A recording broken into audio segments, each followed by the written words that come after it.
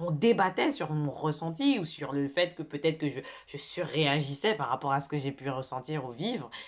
Et à un moment, je me suis dit: «Mais attends, quitte à me battre ici, je préfère me battre pour avoir une PlayStation 5, hein».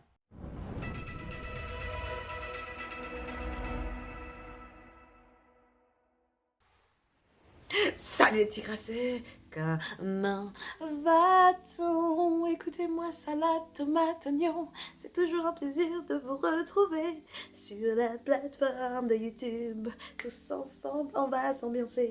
Hey! Bref, je vais m'arrêter ici, parce que sinon on va commencer à sortir un album ici via les vidéos YouTube, ça va pas le faire. Hein. Et bon, on se connaît, j'ai toujours du mal à finir ce que je commence. Je suis déjà en train de me battre pour ça, alors on va se concentrer sur autre chose. Aujourd'hui, on va aborder un sujet particulier, ok? Je sais pas pour vous, mais jusqu'à il y a pas très longtemps, ok? Je souffrais du syndrome de la go qui voulait absolument, toujours avoir raison. Parlons-en. Bon, déjà, on est encore une fois sur un changement qui a été tempéré grâce à, je sais pas ce que je viens de dire, je sais pas si c'était français, mais on va la refaire. C'est grâce à la crasse, ok? Encore une fois, la philosophie crasseuse, ok?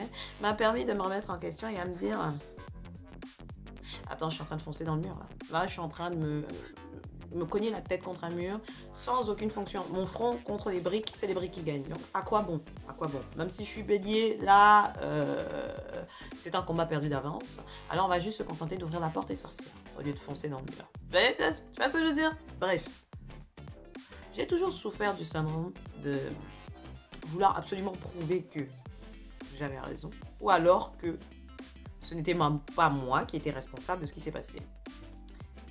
Et jusqu'à un certain stade, je peux comprendre que ce soit nécessaire. Parce que, bon, dans la vie, quand les gens considèrent que c'est toi qui as tort, bah, tu peux prendre cher. Tu peux te prendre des petits commentaires. Les regards ne sont pas les mêmes. On va te regarder comme si c'était toi la criminelle du groupe. Tu vois ce que je veux dire? En fonction du contexte de la situation dans laquelle tu te retrouves. Ok?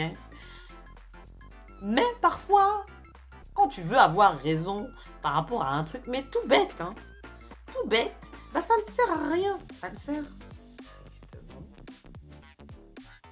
à rien. Parce que quand tu as raison ou que tu es tort, si tu sais au fond de toi que tu as raison, à un moment ou à un autre, ça se verra que tu avais raison. Mais si tu es là à vouloir absolument essayer de prouver à tout le monde que tu as raison, bah, tu perds de l'énergie. Parce qu'en plus que tu aies raison ou que tu aies tort, ça ne va rien changer à ta vie la plupart du temps. On ne parle pas de trucs graves du genre on va t'accuser d'avoir commis quelque chose alors que tu ne l'as pas commis, ok? Là, on parle vraiment des trucs basiques du genre chez Mark Spencer fait les meilleurs cheesecakes au monde et on va être là dans le débat dire que non mais Mark Spencer ne fait pas de cheesecake ou je sais pas quoi. Tu vois, c'est des trucs vraiment très cons où ça ne va rien changer à ta vie. Et ben moi, dans ce genre de choses, j'étais prête à débattre pendant des heures, à m'énerver, à me fâcher même, à ne plus parler à certaines personnes pour des histoires de stylo à billes. Et je sais que parmi vous, il y en a. Parce que je ne peux pas être seule. Je ne peux pas être seule. Je ne peux pas être seule. Ne soyons pas dans le déni. Il y a beaucoup de gens qui aiment avoir raison. Elle dit, oui, ça fait toujours plaisir quand quelqu'un vient te voir et te dit, ah, en vrai, t'avais raison. D'ailleurs, ça m'est arrivé il n'y a pas très longtemps, concernant un certain dossier. Je ne vais pas en parler sur Internet, mais la personne se reconnaîtra. Anyway, ça fait toujours plaisir de savoir que j'ai raison. Surtout quand ça concerne ce genre de dossier où personne ne m'a cru. Mais vous voyez, j'ai encore des petites rechutes de temps en temps, ok? Mais ce dossier-là était particulier. La personne sait pourquoi je suis saucée, qu'elle reconnaisse que j'avais raison. Mais contrairement à avant, je n'ai pas débattu. J'ai dit ma phrase, j'ai dit, ok, tu verras. Et fast forward, la personne est revenue et m'a dit, effectivement, tu avais raison. Et c'est tellement plus fluide. Et il n'y a pas de frustration de son côté parce que je ne vais pas pomper l'air à absolument lui mettre la vérité dans la gorge. Hein, parce que bon, on n'est pas là en train d'essayer de fabriquer du foie gras de vérité. Non, on est là. C'était supposé apprécier la personne avec qui tu parles la plupart du temps. Parce que si tu n'apprécies pas quelqu'un, je vois pas pourquoi tu lui parles déjà de base. Voilà, à moins que ce soit un collègue ou une collègue avec qui tu travailles. Si tu n'apprécies pas la personne, je vois pas pourquoi tu vas aller débattre si oui tu as raison ou tu as tort. À moins que ça mette en danger ton travail ou ton poste ou ton revenu. Vraiment, débattre ne sert à rien. Tu donnes la réponse une fois, deux fois. Et puis après, maintenant, quand la personne commence à débattre, ton oreille se ferme. Ok? hein. On est maintenant sur une mémoire sélective dans la vie. On n'a pas le temps pour les faux problèmes, ok? On n'a pas le temps pour les cas sociaux. Merci beaucoup. Ouh, ah, c'est mon nom. Désolé, baby. Anyway, donc du coup, je me rappelle encore la période durant laquelle, la dernière fois que je me suis vraiment battue pour essayer de justifier mon point de vue. En gros, j'étais un peu genre dans une situation où, ok, de mon statut de, comment dire, de mouton noir, de truc ambigu là, caché dans un placard, ok, j'essayais d'expliquer pourquoi je posais certains actes parce que je subissais des choses en particulier, ok, d'un certain groupe d'individus, ok. Et plus j'essayais d'expliquer ce que je ressentais par ce que je vivais, et plus on décrédibilisait ce que je ressentais, et plus on décrédibilisait ce que j'expliquais et que j'essayais de prouver par A plus B que ça s'était passé. En plus, tu sais, tu vas chercher dans le téléphone les messages reçus, les audios, les machins, et à chaque fois on décrédibilisait ce que je pouvais expliquer ou exprimer alors que j'avais des preuves à l'appui, tu vois. On débattait sur mon ressenti ou sur le fait que peut-être que je surréagissais par rapport à ce que j'ai pu ressentir ou vivre. Et à un moment, je me suis dit, mais attends, quitte à me battre ici, je préfère me battre pour avoir une PlayStation 5. Hein. En toute honnêteté, je préfère me battre pour réussir à obtenir une PlayStation 5 plutôt que d'être là à débattre avec des personnes qui, de toutes les façons, ont déjà leur point de vue concernant ma personne. Elles ont déjà décidé. Elles ont déjà leur idée. C'est pas tout le monde qui est prêt à se dire oui, peut-être que j'avais tort. Peut-être que j'ai vu la chose d'une certaine façon et ce n'était pas comme ça que la chose s'est passée. C'est pas tout le monde. Ok, malheureusement, le pourcentage de personnes qui ont la capacité de se remettre en question, surtout si tu es plus jeune qu'eux, est très réduite. Elle est vraiment très réduite. Et ça, c'est chiant.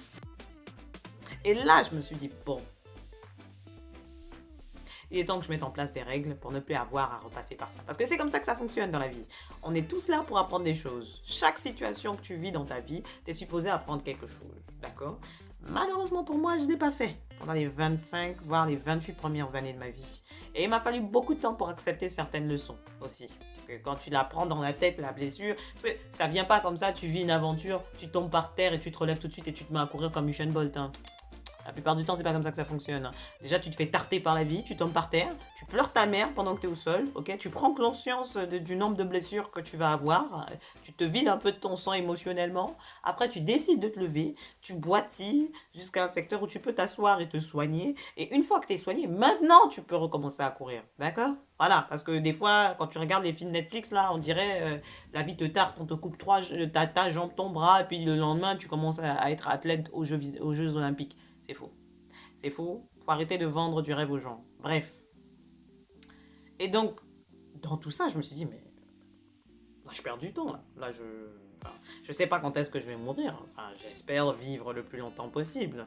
Mais je suis en train de perdre de précieuses secondes, là, à me justifier auprès de personnes qui ne sauront jamais ce que c'est que d'avoir vécu ce que j'ai vécu, qui vont minimiser mon ressenti, et qui en plus ont un petit complexe de... Ouais, mais... Le ouais, mais. Vous connaissez vous connaissez le ouais, mais.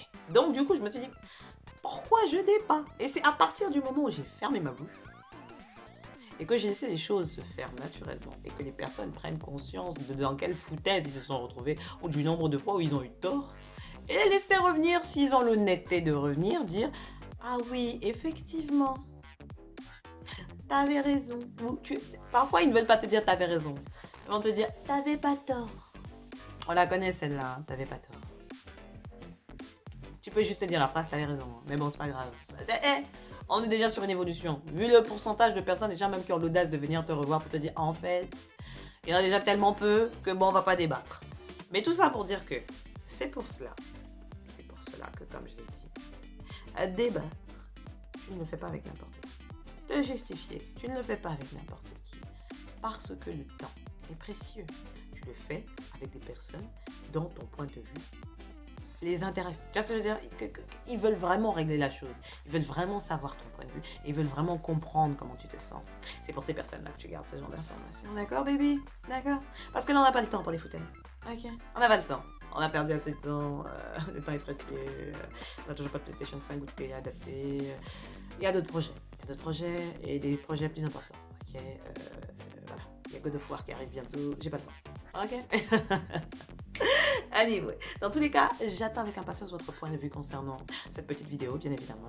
J'aimerais savoir ce que vous pensez de ce que je viens de raconter, hein, parce que j'ai pas parlé pendant 10 minutes pour rien. Merci beaucoup. Donc, votre avis, merci beaucoup. Hein. Et quel est le jeu que vous attendez avec impatience pour 2022, voire 2023, parce que bon, c'est une période coronavirus.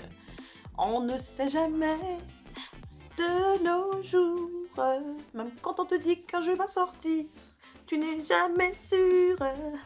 Ouh, hey, c'était mélodieux. Hey, c'était... Ouais, vous avez senti ou pas? Ouais, des fois, je me surprends. Malgré ma voix cassée en ce moment. Well, c'est peut-être ma créativité qui revient. C'est peut-être parce que je laisse libre recours à ma folie. Le talent revient. Est-ce que je veux dire? Well. Je vais vous laisser tranquille. Je vous fais des bisous sur le front. N'oubliez pas mon like. Parce que bon, j'ai pas le temps à perdre. Ok. Merci beaucoup. Et on se voit pour la prochaine vidéo. Je suis en train de réfléchir à ce que j'allais dire, mais j'ai rien à dire. Anyway, I love you. May the cross be with you.